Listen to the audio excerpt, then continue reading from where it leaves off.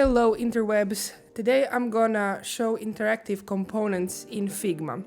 The caveat in this video is I'm gonna try it for the first time. I literally never tried them before, so the point of this video is to show you how easy or hard it is to actually use them as a beginner or advanced user. I would be advanced user, but like I said, I never used them before. I didn't sign up for beta to test them before they released them for everyone. So you have like videos from Figma where they go in depth how to use this thing, and they have, you know, these very nicely produced videos, but I will show you from the angle of somebody who knows how to use Figma like really good, and I'm gonna use this feature for the first time. So let's get going. I have my Figma opened, and then I created a new file. I called them interactive components, and I want to create a toggle. That's a fun one. So first what I'm gonna do is I'm gonna make a frame. We can go crazy and have it a little bit big. Let's call it toggle. And let's put some corner radius, and then let's put an oval, maybe bigger one, something like this. I'm not gonna, you know, go into pixels and nail everything right. I just want to try this feature. We don't have any colors here. Let's make it gray because it's turned off, right? This can be white, sure. And then let's make a component. Component. There. And then I'm gonna create a variant because these interactive components are for prototypes, right? But you already know that because you watched Figma's videos. Let's clean it up. Let's call it state, and this one will be off, and this one will be on. And for this one, let's make it green because it's turned on, like this. Okay. How it looks good. We will name this knob. There.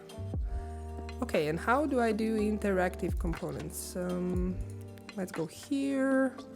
Let's do prototype, and then let's go here, and then it's gonna be on click, change to animation, smart animate, ease out, maybe ease in first, so it's like slow in the beginning, but then it should snap. Okay, that seems decent. Let's do the same for off state. Change to smart animate is in, sure, maybe it's out here. Okay, what are the prototype settings? Background this, device nothing, blah blah blah. Enable interactive components. Okay, that's cool. Let's call this components page, and then let's make design. So I'm gonna put some iPhone frame here. This is good. And then let's go to assets. Let's put toggle. Oh, that's a huge one. Jesus. Okay, let's just make it bigger. For the sake of this tutorial, just wanted to make it bigger. Oh, somebody wants my attention on my phone. I will check that later. Okay, so we have toggle over here. Let's put some fill. Why not? Like maybe like this. Yes. So we have just a tiny little bit of contrast. And then what we're gonna do is play it. It's loading. It's loading. No. Why is this showing like iPhone? Because it's specified here. Custom size, yeah. Why is it like this? Jesus, I don't do enough prototypes. I know nothing. Custom size. Presentation. This is the option we want to use. Okay. By the way, excuse me for a second. I need to silence my phone.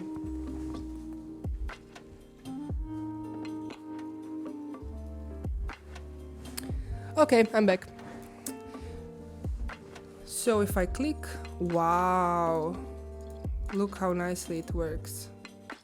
Doop, doop. Let's make it faster, huh? Let's go to components. Let's go here. Let's put this 100 milliseconds and this one also 100. And then in design, what's cool about it, if I just keep adding those, let's see, let's make obvious differences, and then when I click button next, we should proceed to next frame. Let me quickly design it. 36, great. This is fine. Let's put it here. Let's put it here. And then we're gonna do like some top, middle, bottom. Just to illustrate that you can, use the instance of this component like million times. You can use it however you want, and it will still have the same functionality. It will retain this like toggling state thing that we designed. Let's make more prototype. More of the prototype. Instant. That's fine. Instant, sure.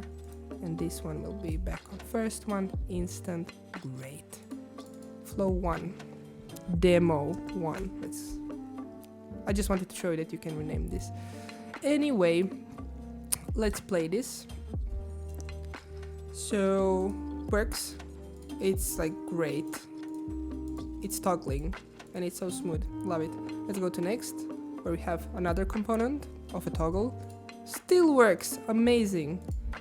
Next, again, still works. So basically you can use this toggle anywhere in your design and it will have this functionality in prototypes. You don't have to like recreate everything for every design project, which saves a lot of time. And then also if you have one source of truth, then it also means that you will not have discrepancies between different design projects, especially if multiple designers are working on the same thing.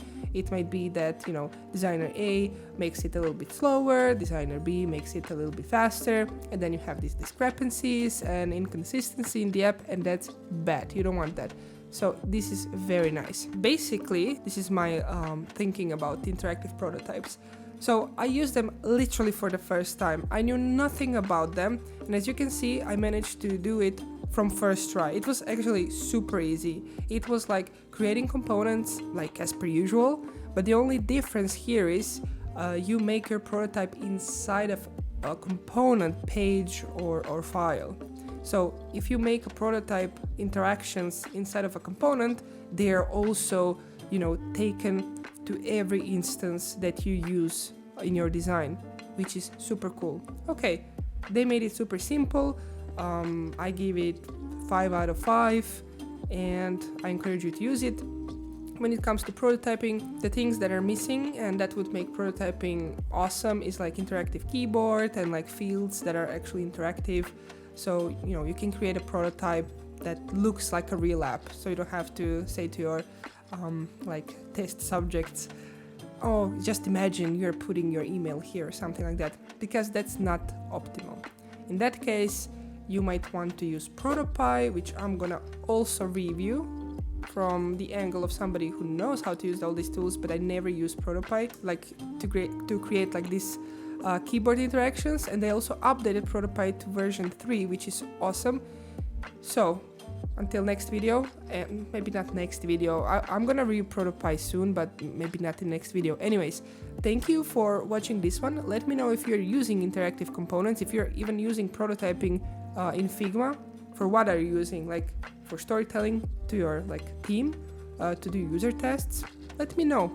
And of course, if you have some ideas, some topics that you would like me to cover, write me in comments. I will definitely put that in my backlog. And little plug, there's still a few more days until my workshop about Figma, Master Figma in 2 hours. It's excellent. It's between 15 and 20 euros, depends how much you want to pay. I put flexible price, so people who maybe come from a little bit different financial status can also participate.